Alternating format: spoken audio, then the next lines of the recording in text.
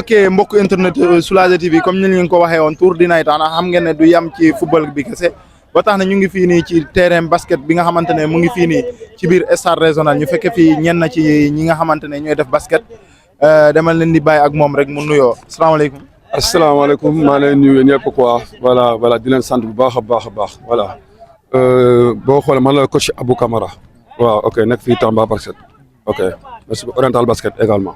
Oriental basket coach Abdou Camara. ñu fekk leen fii ngeen di def li nga xamante ne mooy mass dafa am compétition bi nga am ou.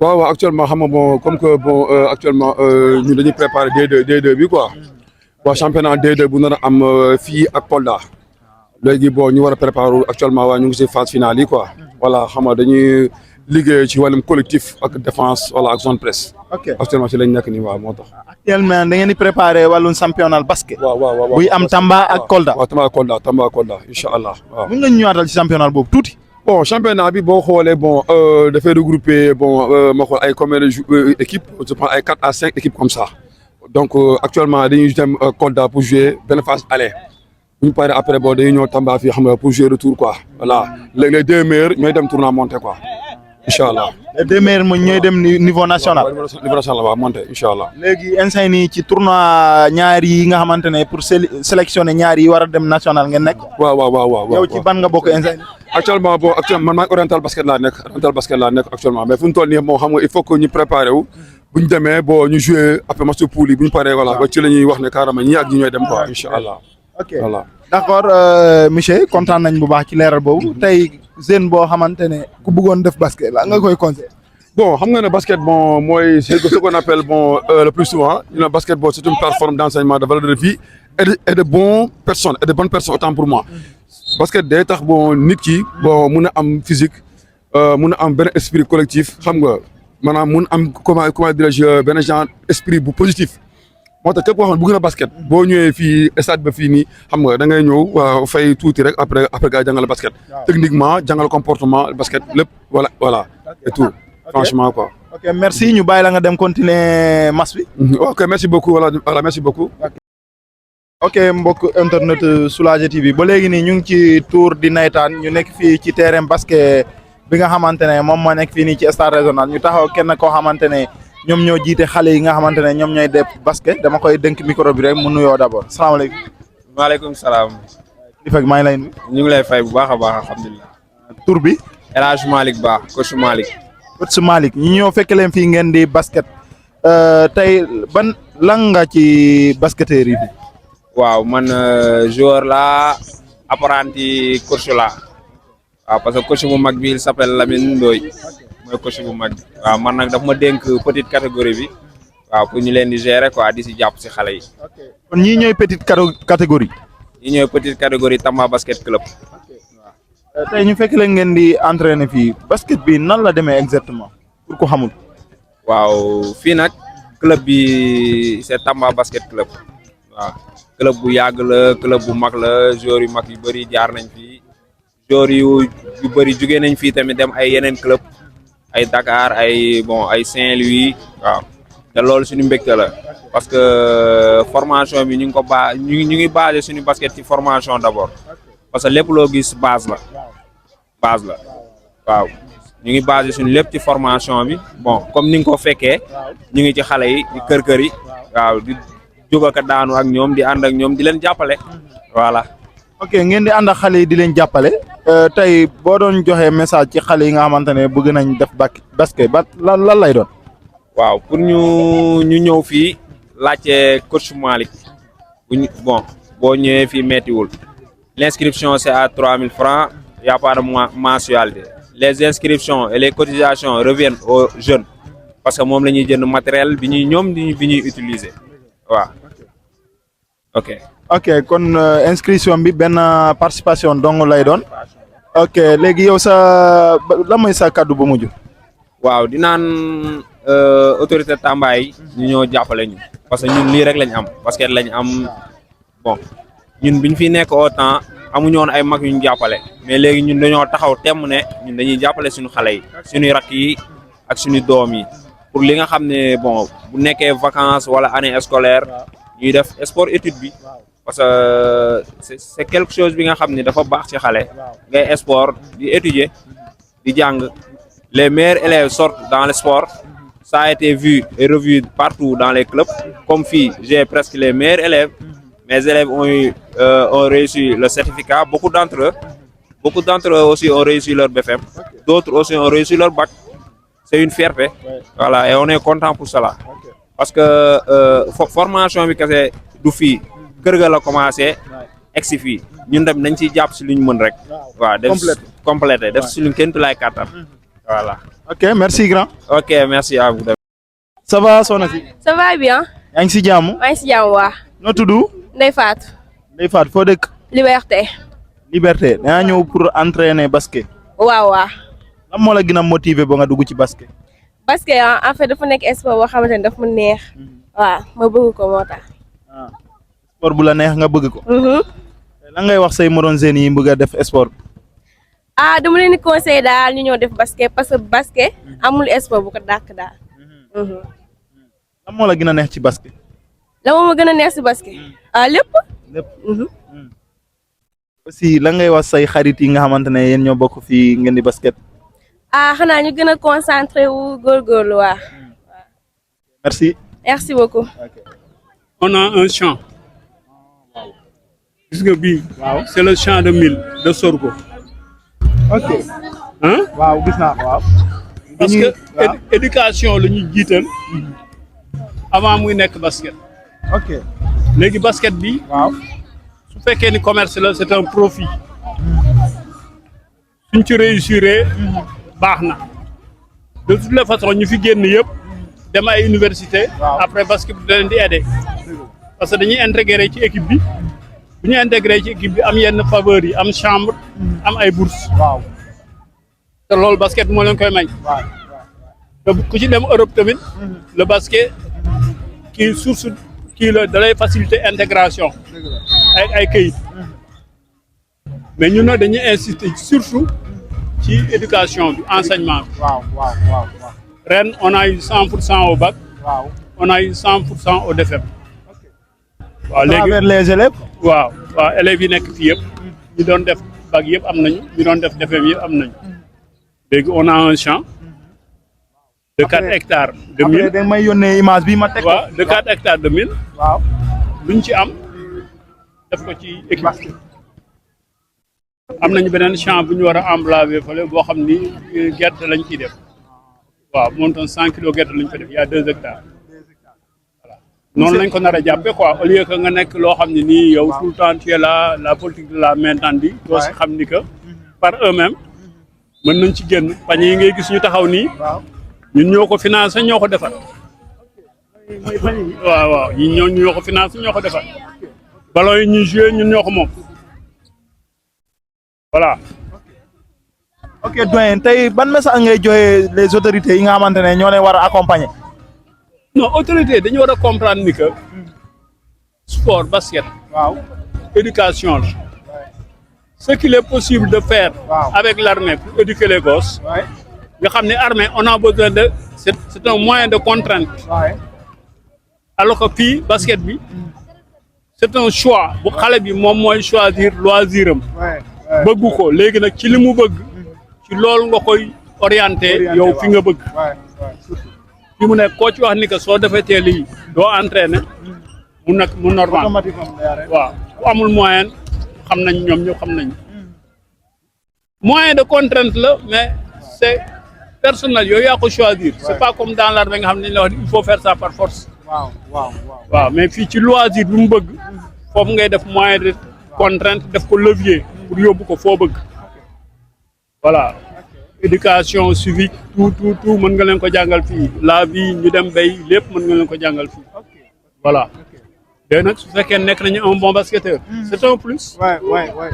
bénéfice la quoi. waaw équipe yi joué ren coupe du Sénégal. il y a 3 gosses qui sont sortis de Tamba. ah bon 2 UGB. yu am bac jóge fii dem joué ji foofu. waaw 2 UGB.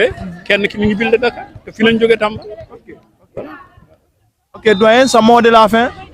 bon mot de la fin mooy xale su fekkee ni da nga ko bëgg a yar da ngay xam lan la bëgg. waaw surtout.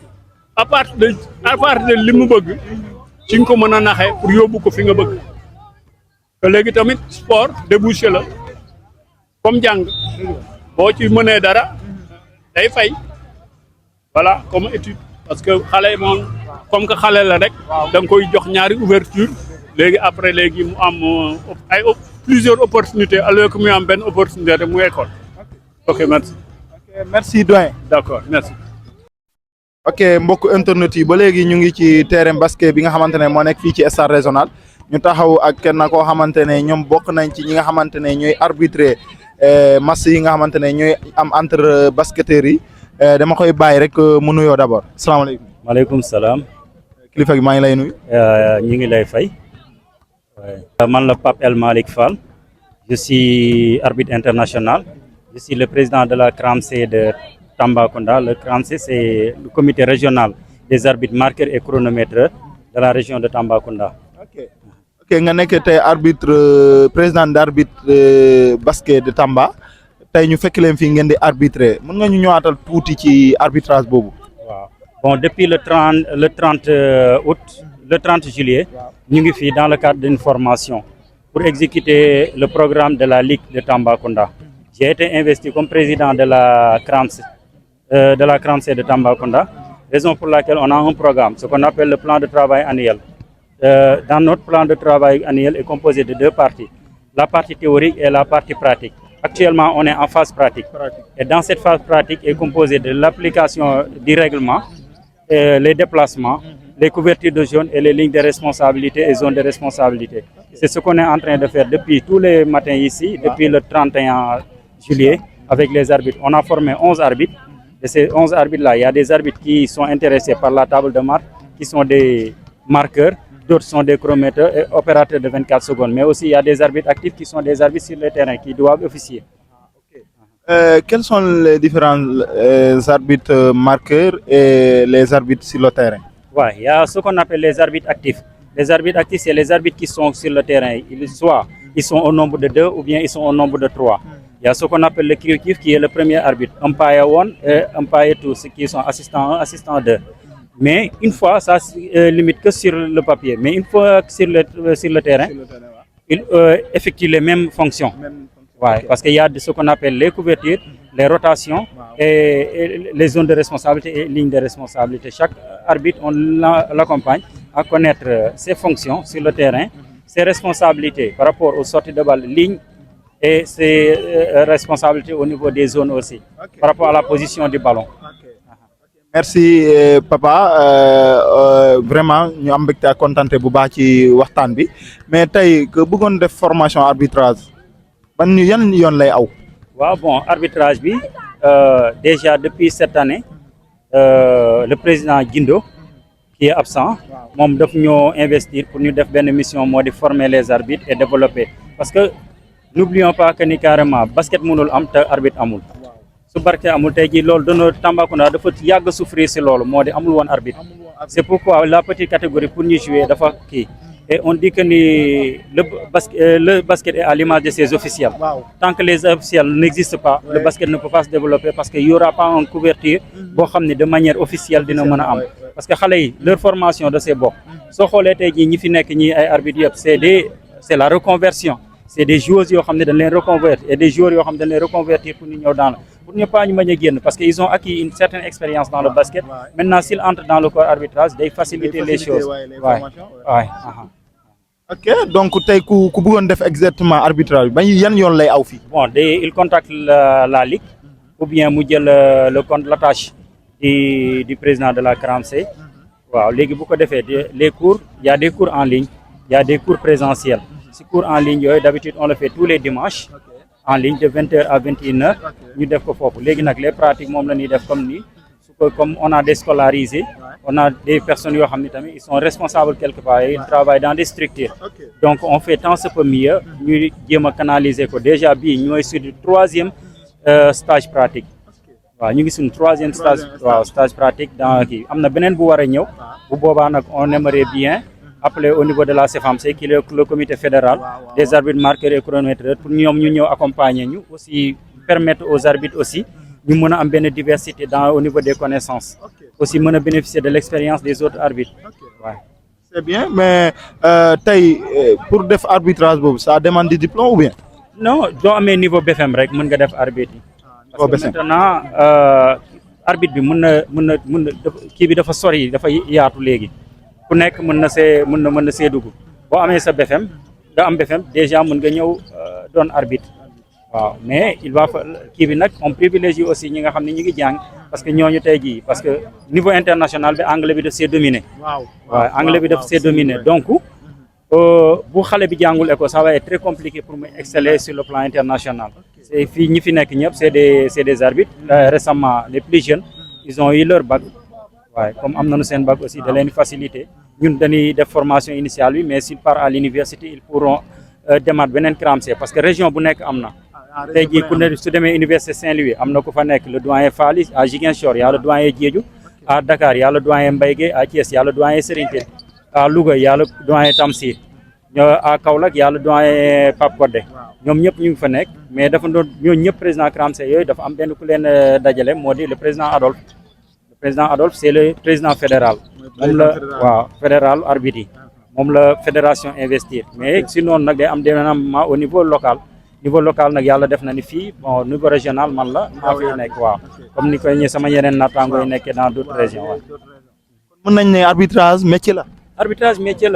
arbitrage métier la tey jii si c'était en France man je serais un fonctionnaire boo xam ne du ma liggéey arbitrage dong laay liggéey waaye mais au Sénégal comme ñun on n'a pas un basket professionnel moi je suis professeur de PS en même temps je suis instructeur d'état en sport waaye donc arbitre yi du soo gisee l'excellence arbitrale du question de ñoo xam ne dañuy tëdd nalaw rek yow et maintenant l'exigence arbitrale dafa demander lu bëri ça demande une bonne préparation ça demande une bonne concentration et une bonne préparation morale ak psychologique aussi donc li ñuy liggéey bi yëpp du question de dañuy ñëw jàngale théorique rek mais on est en train de faire des hommes capables de prendre des responsabilités et de gérer des projets parce que le management game dañ koy jàngal xale yi waaw la gestion des crises yooyu yëpp dañ koy jàngal yooyu yëpp da see am format ay module de formation la yëpp da koy le comportement parce que ñun fii au niveau de la région de Tambacounda ñun tëjuñu suñu formation arbitrage dañ ko ubbi ñu ko ubbee moo di sur les interventions de chaque dimanche dañuy inviter un arbitre international wala arbitre gradé mu defa xale yi cours comme ça man su ma ñëwee léegi je fais les cours pratiques par rapport ak ñoom ni ñuy def il y a aussi un camarade boo xam ne il est en France il arbitre dans le championnat français moo ñuy accompagne il est informaticien il nous accompagne sur le plan logistique ak yooyu les cours moom moo koy manager depuis la France pour ñun ñu mën ko def fii waay c'est Birane Diop c'est un camarade on a fait nos grades ensemble mais ba tey mu ngi foofu mais fàttewul fi mu jógee aussi on le remercie davantage aussi le président Serigne Tine moom mi nga xam ne ak Cheikh Diouf ñoom ñi nga xam ne ñoo ñu formé en tant que arbitre tey ji ba ñu yegg fii moi je suis de la région de Thiès j'ai été formé par Cheikh Lonka Diouf en tant que jeune arbitre après Serigne Tine tamit moom mu yeggali sama arbitrage quand j'ai eu mon bac je suis allé à l'université Cheikh Anta Diop déjà bi may nekk Thiès j'ai été arbitre international ma dem à l'université Cheikh Anta Diop à la faculté de droit si laa yeggali sama cursus arbitral au niveau de Dakar jusqu'à ce que je de devenir un professeur de PS si là j'ai été affecté à Bakel waaw comme professeur de PS waay. Bakel ngay liggéey. waaw Bakel laay liggéey mais j'ai fait 245 kilomètres pour venir faire les formations. Ah bon? waaye 200. Chaque semaine? Non pas chaque semaine mais je le fais par mois. waaye je fais le déplacement 245 kilomètres pour def ko parce que aussi on doit rendre la monnaie. basket bi arbitrage bi am na fu mu ñu yóbbu ñun tamit foog ñu rendre la monnaie def ko pour que d'autres enfants aussi ñoom à leur tour ñu mën a def la même chose. ok merci président xam naa dañ lay jox rek nga joxe sa kàddu bu mujj ñu tàggatoo. merci bon ñu ngi wax waa Tambacounda CRAMC bi existé na arbitrage bi existé na et ku nekk mën nga see jëriñu ñun dañuy def formation initiale bi mais après d'autres vont suivre ok. léegi nag ñuy koy wax ni le basket là ñun ñëpp ñoo ko bokk ñu jéem a def loo xam ne tey jii carrément dina mën a avancer ku nekk am na si pierre boo xam ne mën nga ko teg pour ñu cimenter ko mu jëm parce que mbooloo mooy doole et que ñun nag on a décidé de contribuer par li ñu yàlla dénk parce que moomuñu ko yàlla mooñ ko dénk suba dañu koy kii da koy nangu tamit donc tey jii mu ñu jëriñ si ay nit moo gën ñu téye ko parce que xam-xam mooy kañ lay jëriñ mooy xam bu am njëriñ kenn ba nga xam ne tey jii nit kooku dina si mën a kii ba mën see nekk waaw loolu doo nga am solo ñu leen di gërëm yéen tamit yéen ñi nga xam ne yéen a ngi ñëw si basket bi pour wane ni am na lu fi nekk fii Tambacounda ñu ngi leen di gërëm di leen sant. tamit ñu ngi lay gërëm bu baax a baax di la sant jërëjëf mbokk yi ñoo ko déggandoo kooku moo nekkoon président arbitre fédéral bu nekk fii ci Tambacounda kon fii la ñuy yem ak yéen tey incha allah ba beneen yoon incha allah jërë nga jëf.